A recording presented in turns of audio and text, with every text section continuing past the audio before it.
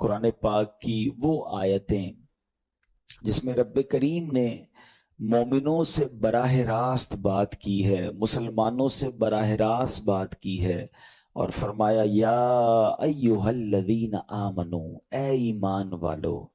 وہ ہم نے انشاءاللہ سیریز کو لے کے چلنا ہے، اور ہم نے اس بیان کا یا اس ٹاپک کا نام رکھا ہے قرآن کی باتیں۔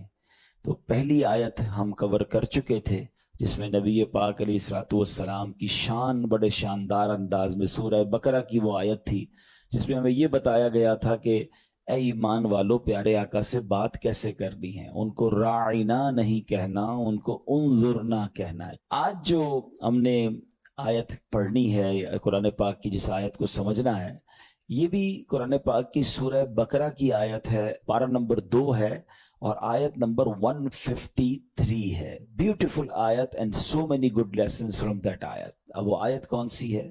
بسم اللہ الرحمن الرحیم، یا ایھا الذین آمنوا استعینوا بالصبر والصلاۃ ان اللہ مع الصابرین۔ ترجمہ اس کا کیا ہے؟ اے ایمان والو، صبر اور نماز سے مدد مانگو، بے شک اللہ صابروں کے ساتھ ہے۔ اب یہاں بہت خوبصورت باتیں ہمیں سیکھنی ہیں کہ صبر اور نماز سے مدد مانگو۔ قرآن ہمیں راستہ بتا رہا ہے کہ آپ کو ہیلپ چاہیے تو صبر اور نماز کے ذریعے آپ نے ہیلپ لینی ہے۔ اب اس کا مطلب یہ ہوا کہ عبادات کی ادائیگی، گناہوں سے رکنے اور نفسانی خواہشات پورا نہ کرنے پر صبر کیا جائے، اور نماز چونکہ تمام عبادات کی اصل ہے، اہل ایمان کی معراج ہے، اللہ اور بندے کے درمیان ایک بیوٹیفل کانٹیکٹ ہے، تو اس لیے اس سے بھی مدد طلب کرنے کا حکم دیا گیا ہے۔ یہ بھی یاد رہے کہ بدن پر باطنی اعمال میں سب سے سخت صبر ہے اور ظاہری اعمال میں سب سے مشکل نماز ہے۔ یہ بڑی اہم بات ہے۔ کچھ اعمال وہ ہیں جن کا تعلق دل سے ہوتا ہے، انسائٹ ہوتا ہے۔ انسائٹ اعمال میں سب سے مشکل کام کیا ہے؟ صبر کرنا۔ اور ظاہری عبادتوں میں، جسمانی عبادتوں میں سب سے مشکل کام کیا ہے؟ نماز پڑھنا۔ تو یہ دو اہم کام دیے گئے کہ صبر اور نماز سے مدد چاہو۔ اچھا، اب ہم دیکھتے ہیں کہ صبر اور نماز سے مدد ملتی کیسے ہے، اور سرکار دو عالم صلی اللہ تعالی علیہ وسلم کا اس میں کیا معمول تھا، اب ذرا سنیے گا۔ اب نبی پاک علیہ الصلوۃ والسلام کا یہی معمول تھا۔ حضرت حذیفہ رضی اللہ تعالیٰ عنہ فرماتے ہیں، نبی کریم علیہ الصلوۃ والسلام کو جب کوئی سخت مہم پیش آتی تو آپ علیہ الصلوۃ والسلام نماز میں مشغول ہو جاتے۔ جب میں خود اس آیت کی کچھ دنوں پہلے تیاری کر رہا تھا تو بڑا ایک نیا، کہتے ہیں نا، نیا باب آنکھوں کے سامنے کھلا کہ یقیناً جب ہم پرابلم میں آتے ہیں ہم دعا بھی کرتے ہیں، ہم لوگوں سے بھی کہتے ہیں، مگر کیا ڈائریکٹلی ہم نماز کی طرف جاتے ہیں؟ حالانکہ قرآن نے ہمیں پرابلمز کا سولوشن کیا دیا ہے کہ صبر اور نماز سے مدد چاہو۔ اب آگے چلیں، حضرت عمر فاروق کا بھی یہی عمل تھا کہ کوئی مشکل درپیش آتی تو آپ رضی اللہ تعالیٰ کو اگر کبھی اسلامی فوجوں کے آنے میں تاخیر پتہ چلتی، یعنی آپ چونکہ جنگوں کے لیے فوجوں کو روانہ کرتے تھے، بہت شاندار اسٹریٹجک پلانر تھے، تو اب فوج گئی اور ایکسپیکٹیشن یہ تھی کہ فلاں ٹائم کو واپس آ جائے گی۔ اس زمانے میں ٹیلی فون تو تھا نہیں، انٹرنیٹ تو تھا نہیں کہ لوکیشن شیئر ہو جائے گی یا کال آ جائے گی کہ سر ہم یہاں رکے ہوئے ہیں۔ اب ٹائم ہو جاتا اور فوج واپس نہ آتی نا، تو آپ اب اس کو کیا کرتے؟ کیا پتہ تو نہیں کیا ہوا ان کے ساتھ، خیریت سے آ جائیں، تو آپ نماز میں مشغول ہو جاتے، نماز کے لیے کھڑے ہو جاتے۔ اب کیا ہمارے ساتھ کبھی ایسا ہوتا ہے کہ ہمارا بچہ کہیں گیا ہے، اس کی خبر نہیں آ رہی، یا کوئی چیز ہماری آنی ہے ابھی تک پہنچی نہیں ہے، یا کوئی اچھی نیوز نہیں آ رہی ہے، تو ہم کیا اس کے لیے نماز کی طرف جاتے ہیں؟ یہ نبی پاک کا ہمیشہ معمول رہا۔ حضرت عبداللہ بن محمد حنفیہ رحمت اللہ تعالی فرماتے ہیں کہ میں اور میرے والد ایک انصاری رشتہ دار کے پاس عیادت کرنے گئے۔ جب نماز کا وقت ہوا تو انہوں نے اپنے اہل خانہ میں سے کسی کو پکارا کہ اے لڑکی، وضو کا پانی لے آؤ اور ہمارے لیے نماز میں راحت پہنچاؤ، نماز پڑھ کر میں راحت پاؤں، جلدی سے وضو کا پانی لے آؤ۔ تو کہتے ہیں ہم نے ان انصاری شخصیت کے الفاظ پر بڑا تعجب کیا کہ نماز سے راحت کیسے ملتی ہے؟ تو انہوں نے کہا میں نے نبی پاک علیہ الصلوۃ والسلام کو فرماتے سنا ہے، اے بلال کھڑے ہو اور ہمیں نماز کے ذریعے راحت پہنچاؤ۔ And it means namaz is a relaxation for all of us. نماز is the way to solve your problem. آپ کو جب کوئی پرابلم آئے نا، آپ اللہ کی بارگاہ میں نماز کے لیے کھڑے ہو جائیں. مکروہ وقت نہیں ہے، آپ نوافل پڑھنا شروع کر دیں. آپ دیکھیں نماز ہیلپ کرے گی آپ کی، نماز سے آپ کے لیے راحتیں ہو جائیں گی. آپ کی حضرت عبد الرحمن بن عوف کتنے بڑے صحابی ہیں رضی اللہ تعالیٰ. یہ وہ صحابی ہیں کہ جو عشرہ مبشرہ میں سے بھی ہیں. and he was billionaire on that time.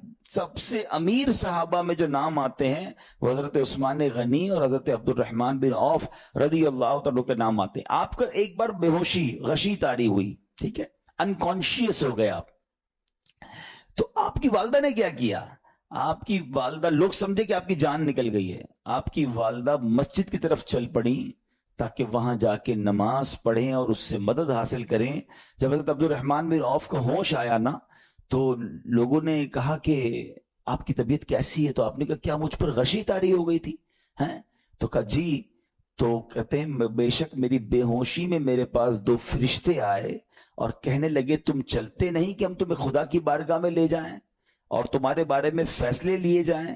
دوسرے فرشتے نے کہا انہیں لوٹا دو، یہ ان افراد میں سے ہے جن کے لیے ان کی ماؤں کے پیٹ میں ہی سعادت مندی لکھ دی گئی تھی، اور ان قریب اللہ تعالیٰ ان کے ذریعے ان کی اولاد کو جب تک چاہے گا نفع دے گا. اس کے بعد آپ رضی اللہ تعالیٰ 1 مہینہ مزید زندہ رہے، اس کے بعد انتقال ہوا. تو پتہ چلا کہ آپ کی والدہ نے نماز پڑھی، اللہ سے مدد مانگی اور آپ کو اللہ نے ایک نئی زندگی عطا فرمائی. تو آپ اپنی زندگی میں اس پریکٹس کو آج اس آیت سے دیکھیں. ہم نے کرنا کیا ہے؟ ہم جب بیان میں آئیں تو صرف بیان نہیں سننا ہے، ہم نے اللہ نے مجھے کہا کیا ہے. ہم اس ٹاپک کو لے کے اسی لیے چل رہے ہیں نا کہ میرے رب نے ڈائریکٹلی مجھ سے کیا بات کی ہے. تو آج اس آیت میں یہ لیسن مل رہا ہے کہ جب کسی پرابلم میں ہیں، کلیمٹی میں ہیں، تو اللہ کی طرف جانا ہے اور نماز سے مدد چاہنی ہے. وَاسْتَعِينُوا بِالصَّبْرِ وَالصَّلَاةِ. اچھا اب آپ دیکھیں پیارے آقا کی نماز کی کیسی عادت تھی. بادل گرجتے تھے، آندھی چلتی تھی، کسی بری خبر کی اطلاع آ رہی ہوتی تھی، نبی پاک نماز کی طرف چلے جاتے. اچھا مجھے بتائیں نماز استسقاء کیا ہے؟ بارش نہیں ہو رہی ہے، پیارے آقا نماز پڑھا رہے ہیں. سورج گہن ہو رہا ہے، نبی پاک نماز پڑھا رہے ہیں. چاند گہن ہو رہا ہے، پیارے آقا نماز کی طرف. یعنی کس قدر اللہ کی طرف رجوع ہے. and whenever anything bad happen یا going to bad happen، ہونے والی لگ رہی ہے، کچھ بڑا ہونے والا ہے. ہمیں بھی تو خبریں آ رہی ہوتی ہے نا کہ بھائی کل بہت شدید بارش ہوگی، اللہ نہ کرے کوئی اور بری خبر ایکسپیکٹیشن ہے. آپ کو کاروبار میں کوئی ایسی خبر آنے کا ڈر ہے یا آپ کی کوئی شپمنٹ جاری ہے، واٹ ایور آپ چاہتے ہیں ہر چیز بہتر ہو جائے. قرآن نے فارمولا دیا نا وَاسْتَعِينُوا بِالصَّبْرِ وَالصَّلَاةِ. اللہ نے ڈائریکٹلی مجھے اور آپ کو کہا ہے. تو from now on words make your practice کہ میں نے انشاءاللہ نماز سے مدد لینی ہے. اور آپ اپنی آنکھوں سے دیکھیں گے اور آپ اللہ سے عرض بھی کریں کہ اللہ تو نہیں قرآن میں کہا ہے مدد لے، میں نے کھڑا ہو گیا نماز کے لیے. تو نماز سے آپ نے مدد لینی ہے. اچھا اب اس کے بعد آیت کا جو سیکنڈ پارٹ ہے کہ صبر سے بھی مدد لینی ہے. اور آگے کیا فرمایا؟ ان اللہ مع الصابرین، اللہ صابروں کے ساتھ ہے. سبحان اللہ. اس کا مطلب یہ ہوا کہ اللہ تعالیٰ اپنے علم و قدرت کے ساتھ ویسے تو ہر کسی کے ساتھ ہے، لیکن یہاں صبر کرنے والوں کا خاص ذکر اس لیے ہوا تاکہ انہیں معلوم ہو جائے کہ اللہ تعالیٰ ان کی مشکلات کو دور فرما دے گا. مگر کرنا کیا ہے؟ صبر کرنا ہے. اچھا اب صبر کے بارے میں 2 باتیں بڑی اہم ہیں کہ صبر نارملی ہم جب بھی صبر کے بارے میں سنتے ہیں تو صبر ہم کہتے ہیں یار تکلیف آئی ہے صبر کرو. یقیناً یہ بھی صبر ہے، مگر صبر کی ایک اور قسم بھی ہے جو اس سے بھی سپیریئر ہے، جو اس سے بھی افضل ہے. اور وہ کیا ہے؟ گناہ کے لیے دل چاہے، حرام کے لیے دل چاہے، نفسانی خواہشات برا کام کروانا چاہ رہی ہیں اور بندہ اس پر صبر کرے. یہ صبر جو ہے نا یہ شریعت کو اور محمود ہے اور بڑا افضل ہے کہ انسان کو جی چاہے کہ فلاں گناہ کرنا ہے مگر وہ اس پر صبر کرے. اور دوسرا صبر وہی ہے جو ہم جانتے ہیں کہ کوئی مصیبت آ جائے، کوئی آفت آ جائے، کوئی ہمارا اللہ نہ کرے کسی سے لڑائی ہو جائے، ہمیں کوئی برا بلا کہے، ہم اسے معاف کر دیں، صبر کریں. یا جسمانی تکلیف ہے، کاروبار میں پرابلم ہے، ہم اللہ کی رضا پر راضی رہیں. تو یہ 2 قسم کے صبر ہیں. اور جب کوئی بندہ صبر کرتا ہے نا تو قرآن و حدیث اور بزرگان دین کے اقوال سے میں اب اس کے 10 فائدے بتانا چاہتا ہوں. میں کہتا جاؤں گا، آپ اللہ کے ذکر کی نیت سے سبحان اللہ بھی کہتے رہیں، جنت میں درخت بھی لگاتے رہیں. ٹھیک ہے؟ اللہ تعالیٰ صبر کرنے والوں کے ساتھ ہے. صبر کرنے والے کو اس کے عمل سے اچھا اجر ملے گا، صبر کرنے والے کو بے حساب اجر ملے گا، صبر کرنے والوں کی جزا دیکھ کر قیامت کے لوگ حسرت کریں گے، صبر کرنے والے رب کریم کی طرف سے درود و ہدایت اور رحمت پاتے ہیں، صبر کرنے والے اللہ کو محبوب ہیں، صبر آدھا ایمان ہے، صبر جنت کے خزانوں میں سے ایک خزانہ ہے، صبر کرنے والے کی خطائیں مٹا دی جاتی ہیں، اور صبر ہر بھلائی کی کنجی ہے۔ اب آتے ہیں ان دونوں صبر کو تھوڑا سا ڈیفائن کرتے ہیں۔ ایک نفسانی خواہشات، گناہ کا جی چاہتا ہے، کیونکہ نفس ہے نا، وہ تو ہر وقت موج مستی چاہتا ہے، وہ تو ہر وقت چاہتا ہے جناب بس یہ بھی کام کر لوں وہ بھی کر لوں۔ اب مجھے یہ دیکھنا ہے کہ میرا یہ کام اللہ کو راضی کرے گا یا رب کو ناراض کر دے گا۔ لیکن جو نفسانی خواہشات پر صبر کرتا ہے نا، گناہ سے اپنے آپ کو بچاتا ہے، قرآن کیا کہتا ہے؟ وَأَمَّا مَنْ خَافَ مَقَامَ رَبِّهِ وَنَهَى النَّفْسَ عَنِ الْهَوَىٰ فَإِنَّ الْجَنَّةَ هِيَ الْمَأْوَىٰ، اور رہا وہ جو اپنے رب کے حضور کھڑے ہونے سے ڈرا اور نفس کو خواہش سے روکا تو بے شک جنت ہی اس کا ٹھکانہ ہے۔ دل چاہ رہا ہے، شیطان کہہ رہا ہے کر لے، کوئی دیکھنے والا نہیں ہے، علاقہ بھی چینج کر لیا، شہر بھی تبدیل ہو گیا، nobody here to watch you، مگر اللہ دیکھ رہا ہے۔ اچھا نارملی اگر غور کریں ہم گناہ کرتے کیوں ہیں؟ جتنے بھی گناہ ہے، what ever the list of گناہ اٹھائیے، کوئی شراب پیتا ہے، کوئی بدکاری کرتا ہے، معاذ اللہ، کوئی جوا کھیلتا ہے، کوئی جناب بے حیائی کرتا ہے، گندی چیزیں دیکھتا ہے یا جھوٹ بولتا ہے، واٹ ایور، ان تمام گناہوں میں تھوڑی سی لذت ہے، ٹیسٹ، ٹھیک ہے؟ غیبت میں بھی ٹیسٹ ہے، بلکہ کتابوں میں آیا کہ غیبت میں شراب سے بھی زیادہ مزہ ہے، جبھی تو بندہ چھوڑتا نہیں ہے۔ اچھا لیکن یہ تمام ٹیسٹ میں ایک بڑی اہم بات اب میں کہنے جا رہا ہوں، یہ بزرگ نے بڑی کمال کی ون لائنر ہمیں دے دیا ہے۔ وہ کہتے ہیں کبھی بھی لذت کے لیے گناہ مت کرنا، کیونکہ لذت ختم ہو جائے گی، گناہ کا جواب اور پنشمنٹ باقی رہ جائے گی۔ اب آپ اس فارمولے کو سامنے رکھیں کہ جب بھی ہم گناہ کرتے ہیں فیو منٹس یا فیو آورز کی ایک انجوائمنٹ ہے، آفٹر دیٹ انجوائمنٹ ختم، مگر اس کا جواب باقی ہے، عذاب باقی ہے، اللہ نہ کرے اللہ ناراض ہوا تو پنشمنٹ باقی ہے۔ تو کیا فرمایا؟ انجوائمنٹ کے لیے گناہ مت کرنا، انجوائمنٹ ختم ہو جائے گی، عذاب باقی رہ جائے گا۔ اور اگلا سینٹنس کتنا خوبصورت ہے، فرماتے کبھی بھی تکلیف کی وجہ سے نیکی مت چھوڑنا، تکلیف ختم ہو جائے گی، اجر باقی رہ جائے گا۔ اب مثال دیتا ہوں، اس کی 2-3 ایگزامپل سمجھیے۔ گناہ کی ایگزامپل تو آپ سمجھ گئے کہ کوئی بھی تھوڑی دیر کا گناہ کرتا ہے، لذت پاتا ہے، وہ گناہ ختم، عذاب باقی۔ اب نیکی میں کیا ہوتا ہے؟ فجر کے لیے اٹھنا، نیند آ رہی ہے، دل نہیں چاہ رہا، آپ اٹھے، آپ نے وضو کیا، فجر پڑا، وہ اٹھنے کی تکلیف تو ختم ہو گئی نا، واپس سونا ہے تو سو جائیے، مگر فجر کا اجر اور ثواب باقی رہ گیا ہے۔ رمضان کے روزے ڈیفیکلٹ ہیں، لیکن افطار کے بعد تکلیف ختم ہو جاتی ہے، ہم کھاتے پیتے ہیں، موج کرتے ہیں، مگر ثواب باقی رہ جاتا ہے۔ کبھی کبھی آپ کو کوئی مسجد کے میں بلاتا ہے، یار چلو بھائی بیان ہو رہا ہے، اجتماع ہو رہا ہے، کوئی نیکی کی بات ہو رہی ہے، نہیں یار دل نہیں چاہ رہا، آپ آ گئے، آدھے ایک گھنٹہ بیٹھے پھر چلے گئے، وہ آپ کا جو ٹینشن تھا یا پریشر تھا وہ ختم ہو گیا، مگر ثواب باقی رہ گیا۔ تو اب اس فارمولے کو یاد رکھیے گا، جب بھی گناہ آپ کی طرف آئے نا، آپ سوچیں کتنی دیر کا فائدہ ہے؟ 1 گھنٹہ دوستوں کے ساتھ بیٹھوں گا، بری باتیں کروں گا، 2 گھنٹے فلم دیکھوں گا، 2 ڈھائی 3 گھنٹے، بس اس کے بعد جواب تو باقی ہے نا، قیامت تک اللہ کو جواب دینا پڑے گا۔ نہیں یار مجھے انجوائمنٹ کے لیے گناہ نہیں کرنا ہے۔ اور جب کوئی نیکی کا کام آئے اور آپ کو لگے یار دل نہیں چاہ رہا، مزہ نہیں آ رہا، بوریت ہوگی، چھوڑنا یار، تو بندہ سوچے کتنی دیر کی نیکی ہے؟ آدھے گھنٹے کی، 1 گھنٹے کی، بس 2 گھنٹے کی، اور ثواب باقی رہ جائے گا۔ Let's do it. اگر یہ بات سمجھ آ گئی نا آپ کو، تو انشاءاللہ دیکھیے گا گناہ سے بچنا اور نیکیاں کرنا آسان ہو جائے گا۔ تو اب کیا فرمایا قرآن نے کہ جس نے اپنے نفس کو روکا، کیا خوبصورت آیت ہے، وَأَمَّا مَنْ خَافَ مَقَامَ رَبِّهِ وَنَهَى النَّفْسَ عَنِ الْهَوَىٰ، اور رہا وہ جو اپنے رب کے حضور کھڑے ہونے سے ڈرا اور نفس کو خواہش سے روکا تو بے شک جنت ہی اس کا ٹھکانہ ہے۔ اور ایک اور جگہ کمال سے فرمایا وَلِمَنْ خَافَ مَقَامَ رَبِّهِ جَنَّتَانِ، مبارک ہو ان کو جو اللہ سے ڈرتے ہیں نا، صبر کرتے ہیں، گناہ نہیں کرتے، رک جاتے ہیں، قرآن کہتا ہے جو اپنے رب کے حضور کھڑے ہونے سے ڈرے اس کے لیے 2 جنتیں ہیں، ایک نہیں 2 جنتیں ہیں، سورہ رحمان کی آیت ہے۔ تو پتا چلا کہ نفس کو روکنا یہ آسان بھی نہیں ہے، ہاں دل بہت چاہتا ہے، مگر یہ صبر جو ہے نا، ان اللہ مع الصابرین کا جو معراج ہے، جو ٹاپ آف دا لسٹ صبر ہے، وہ یہ صبر ہے۔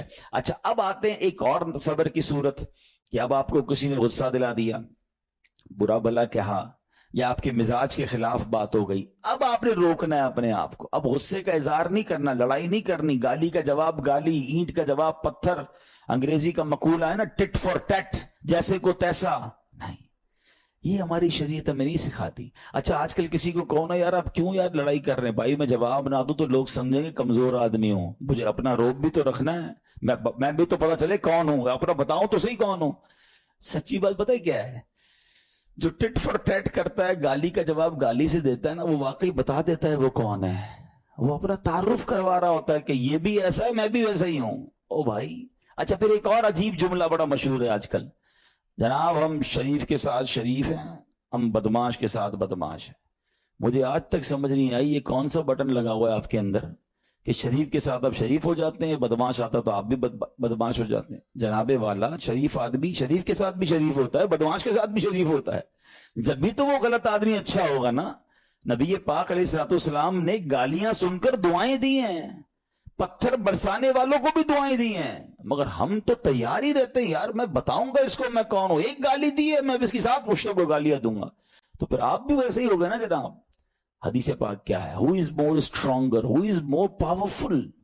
اللہ کے حبیب علیہ الصلوۃ والسلام فرماتے ہیں کہ بہادر وہ نہیں، یہ بخاری شریف کی حدیث ہے، بہادر وہ نہیں جو پہلوان اور دوسرے کو پچھاڑ دے، بلکہ بہادر وہ ہے جو غصے کے وقت اپنے آپ کو قابو میں رکھے۔ اصل بہادری یہ ہے۔ تو اگر آپ نے واقعی صبر سے مدد لینی ہے، ان اللہ مع الصابرین کا مجدہ لینا ہے، تو بدلے نہیں لینا ہے، معاف کرنا ہے۔ ہم کیا کہہ رہے ہیں اللہ سے، اللہ مجھے معاف کر دے، میرے سارے اگلے پچھلے گناہ معاف کر دے، مگر دیر از اے کوسچن، آپ نے معاف کر دیا سب کو؟ بندہ کہتا نہیں میں تو انتظار میں بیٹھا ہوں، میں تو موقع کی تلاش میں، بس موقع ملے پھر بتاؤں گا میں کون ہوں، ہاتھ میں آ نہیں رہا بندہ، ٹرائی کر رہا ہوں کسی جگہ آ جائے، بس کوئی اس کے پیسے ویسے آ جائیں، کوئی اس کا معاملہ میرے پاس آ جائے، بس پھر دیکھو کیا کرتا ہوں۔ بیٹھے اس انتظار میں بیٹھے بہت سارے لوگ، کمال ہے یار، یعنی دشمنیاں پالی ہوئی ہیں، رشتہ داریاں کاٹی ہوئی ہیں، دوستوں کے پاس جا نہیں رہے ہیں، میاں بیوی میں لڑائی ہے، ایک سوری کے لیے بیوی گھر بیٹھی ہے، وہ کہتی شوہر سوری کہتے تو میں آ جاؤں گی، شوہر کہتا ہے بیوی معافی مانگ لے تو میں لے آؤں گا۔ ارے بھائی کوئی بھی آگے بڑھ کے معافی پکڑ لو بھائی، اللہ سے معافیاں مانگ رہے ہو، بندوں کو معاف کرنے کے لیے کوئی تیار نہیں ہے۔ مجھے خود بتائے نا یہ کیسی دعا ہے کہ اے اللہ تو مجھے معاف کر دے، میں نے کسی کو معاف نہیں کرنا، یہ بنتی ہے دعا؟ اللہ سے پتہ ہے کیا کہیں، اے اللہ میں نے بندہ ہو کر تیرے سارے بندوں کو معاف کر دیا ہے، تو سب سے بڑا معاف کرنے والا ہے نا، اللہ تو بھی مجھے معاف کر دے۔ Look at the way to talk, یہ مزہ ہے نا بات کرنے کا، پھر دعا کرنے کا لطف بھی آئے گا آپ کو۔ تو دشمنیاں نہ رکھیں، غصے پر قابو پائیں، معاف کریں۔ ایک حدیث سن لیجئے، لرزا دیتی ہے، ڈرا دیتی ہے۔ اللہ کے نبی علیہ الصلوۃ والسلام فرماتے ہیں جو رحم نہیں کرتا اس پر رحم نہیں کیا جاتا، حدیث کا خلاصہ ہے، اور جو معاف نہیں کرتا اسے معاف نہیں کیا جاتا۔ اب بتائیے ہم معاف کرتے ہیں، ہم رحم کرتے ہیں؟ ہم کہتے ہیں اللہ ہم پر رحم کرے، ہم کسی پر رحم نہ کریں، نہیں ہوگا رحم، پہلے اپنے اندر تو لائیے یہ باتیں۔ اب ایک آیت سنیے گا، اس کے تحت ایک واقعہ، اور پھر میں بیان کو کنکلوڈ کرتا ہوں۔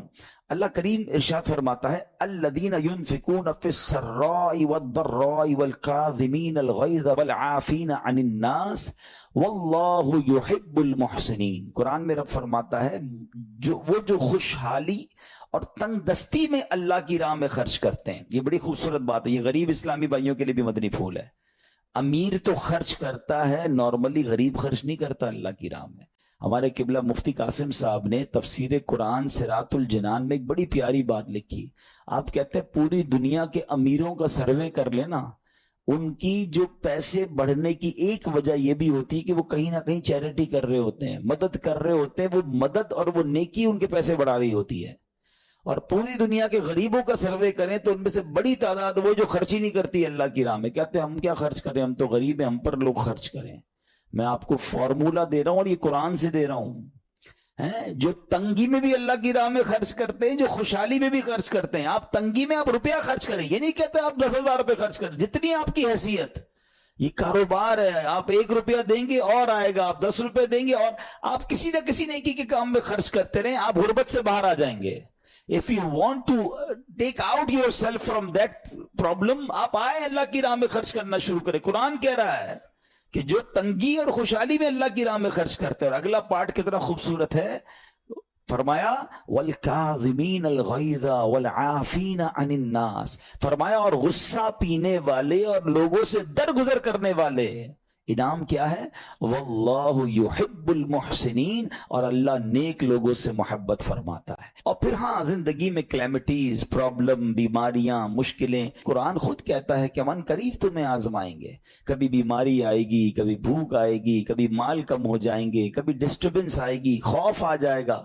تو بی ریڈی فار دیٹ, صبر کرنا ہے, کیونکہ اللہ نے فرمایا وبشر الصابرین, صبر کرنے والوں کے لیے خوشخبری ہے. تو اللہ کرے کہ یہ بات ہمیں سمجھ آ جائے اور ہم اس آیت پر عمل کرنے والے بن جائیں تو زندگی بڑی آسان ہو جائے گی. یہاں ایک میں عقیدے کی بات بھی کلیریفائی کر دوں. کچھ لوگوں کو بعض اوقات کنفیوژن ہوتی ہے یا لوگ کنفیوژن کریٹ کرتے ہیں. مجھے ایک بات بتائیے گا کہ اللہ کیا کہہ رہا ہے, وَاسْتَعِينُوا بِالصَّبْرِ وَالصَّلَاةِ, اے ایمان والو صبر سے اور نماز سے مدد چاہو.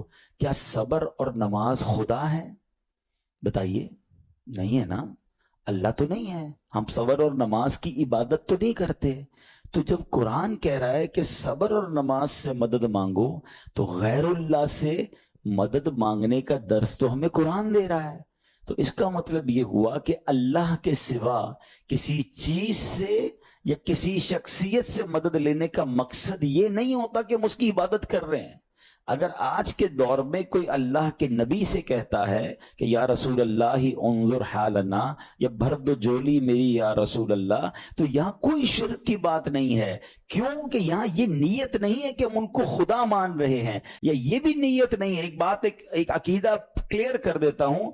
پوری دنیا میں عاشقان رسول کا یہی عقیدہ ہے کہ کوئی نبی, کوئی صحابی, کوئی ولی اپنی طرف سے کسی کو کچھ نہیں دے سکتا. وہ سب رب کے محتاج ہیں. اللہ کسی کا محتاج نہیں ہے. جو اللہ کا ہے وہ اس کا اپنا ہے. ہاں, اللہ نے اپنے مخصوص بندوں کو کچھ عطائیں کی ہوئی ہیں, کچھ پاورز دیے ہوئے ہیں. وہ اللہ کی عطا سے اگر کسی کو تقسیم کرتے ہیں تو اس میں کوئی پرابلم نہیں ہے. قرآن کہہ رہا ہے اے ایمان والو صبر اور نماز سے مدد چاہو. یہاں ایک اور بات سمجھنی ہے. دنیاوی طور پہ بھی کیا ہوتا ہے کہ آپ کسی باس ہوتا ہے, اپنے کسی مینیجر کو پاور آف اٹارنی دے دیتا ہے کہ یہ تمہارے پاس اس پراپرٹی کا پاور ہے, تمہارے پاس فلاں چیز کا پاور ہے. وہ اس پاور کے بہاف پر وہ کام کر دیتا ہے, مگر کوئی یہ نہیں کہتا کہ he is the owner. Actually he have attorney, he have power of attorney. بالکل ہمارا بھی عقیدہ یہ ہے کہ اللہ نے اپنے کچھ مخصوص بندوں کو, اپنے پیاروں کو کچھ اختیارات عطا فرمائے ہیں, اور جب وہ ان اختیارات پر عمل کرتے ہیں تو ایکچولی وہ اللہ ہی کی عطا ہے. ہاں, دنیا میں اگر کوئی یہ سمجھتا ہے کہ کوئی شخصیت یا کوئی بزرگ یا کوئی اللہ والے اپنی طرف سے دیتے ہیں, رب کا اس میں کوئی دخل نہیں, تو یہ شرک ہے. یہ بات درست نہیں ہے. ہمارا سب کا عقیدہ یہ ہے کہ جو کچھ دنیا میں اگر کسی ولی, نبی, صحابی کے پاس ہے وہ رب کا دیا ہوا ہے, رب کی عطا ہے. رب ان کو دیتا ہے, رب کو کوئی نہیں دیتا. رب کے پاس جو کچھ ہے وہ اس کا اپنا ہے. تو یہ کانسیپٹ بھی کلیئر ہوتا ہے قرآن پاک کی اس آیت سے. اللہ کریم سے دعا کرتے ہیں رب کریم ہم سب کی حاضری کو اپنی بارگاہ میں قبول فرمائے.